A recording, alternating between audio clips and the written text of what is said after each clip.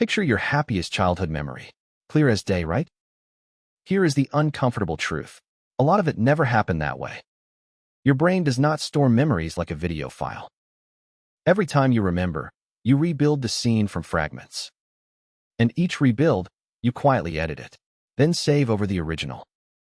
So your most replayed memories are your most edited ones. To prove it, psychologist Elizabeth Loftus tried something bold. She tried to plan a memory of something that never happened. Volunteers were told a false story.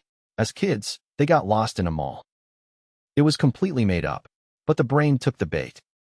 About 1 in 4 people fully remembered it. They added details, colors, feelings, total confidence. The fake memory felt exactly as real as a true one. And here is the part that should unsettle you. You cannot feel the difference from the inside. There is no warning label. This is why eyewitnesses get it wrong and confessions get rewritten. Your past is not a recording. It is a story you retell. And every retelling changes it a little. So be gentle with your certainty. Memory is creative, not accurate. Follow for more.